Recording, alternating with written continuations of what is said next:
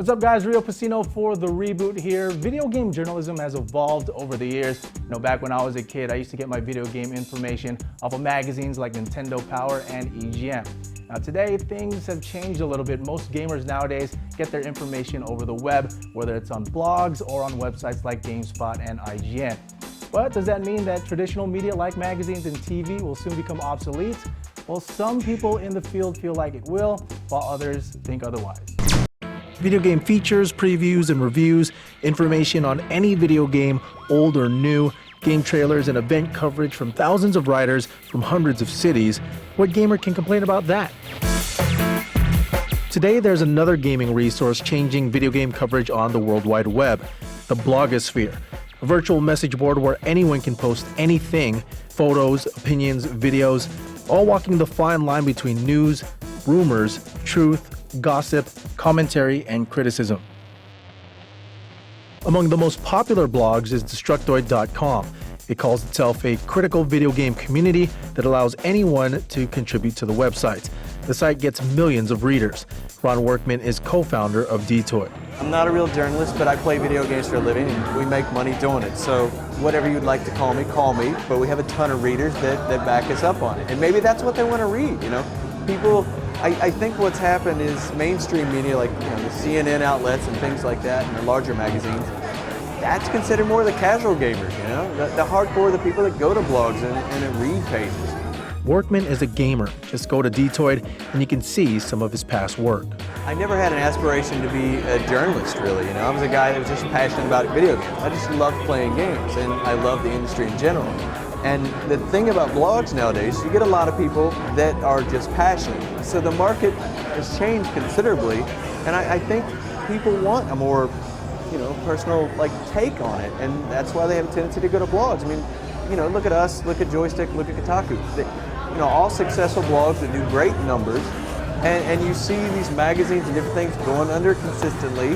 Print journalism in terms of gaming has changed a lot. I mean, the advent of blogs and whatnot have introduced a lot more sort of a personal side to gaming that maybe wasn't as much there in the early days of magazines like GamePro or EGM. There's a lot more emphasis on being an individual when you're writing articles about games. I mean, that comes forth in reviews or in previews. There's a little bit more of an opinionated take, I think, on things now. Might not get the respect in mainstream media all the time, regardless of our numbers, and then you get people that did go to school for many years about journalism, and they crack on you, and they're like, blah, blah, blah, you're a blog. Proof is in the numbers, and the numbers are out there. And the changes taking place can be a concern. If readers don't appreciate facts and in-depth stories, what's the future of print and TV gaming coverage? The new generation of writers don't seem to be worried. The print media, I really believe, for the most part, is dead. Unless it's a woman's magazine or a tabloid. Those are the only things that seem to be bulletproof in the industry. And, it's so hard for print media to get exclusives that far ahead to stay ahead of the curve. Half the time it leaks out on the internet before the magazine gets out anyway. But there are others in the industry who think otherwise. Blogs are definitely not killing off traditional media. As a matter of fact, traditional media gets more traffic from blogs probably than anything else. Sid SHUMAN is senior editor for GamePro, one of the most well-known and respected video game magazines today. SHUMAN believes that gamers need more than blogs to get the information they need. There's a limit to what blogs can do. What blogs do well is that very personal style. What blogs don't do well is the unbiased, very sort of clinical, old school, hardcore journalism. They're not so good at that. And the reason is because it's very personality driven. We do keep true to a lot of the traditional roots of what we do, which is, hey, sometimes you got to call them as you see them, and sometimes you got to be, as unbiased as possible and be very factual. If everything's a snide remark or a flip comment, then how can you be taken seriously, The blogosphere has not only had an effect on the way a gaming story is covered, it has also affected the way game companies market their games to media and consumers. Among the most popular corporate gaming blogs is MajorNelson.com, run by Xbox Live programming director Larry HYRB. When I started my blog at MajorNelson.com, it was a way for us to get in touch with our members. We've got over 10 million members on Xbox Live right now, and using the blog is a way for me to keep in touch with our members, our most passionate members. So it's really been a great vehicle. I mean, forums have always been out there. I mean, back to bulletin board days. But really, that's what blogs are. They're just a modern day version of bulletin boards. By definition, gamers love technology. They love the internet.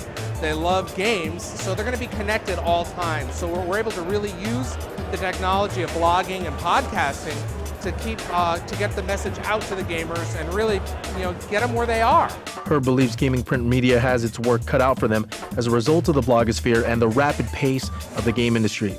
The printed magazine has some challenges. Again, especially in this area of video games where things are changing rapidly last minute, and these long lead magazines certainly have to go back and look at themselves and figure out what is the right business model for us in terms of the gaming space. Is it creating a digital version of our magazine online? Is it providing special content in the magazine? So they're certainly going to have to do some hard thinking about what they're going to do.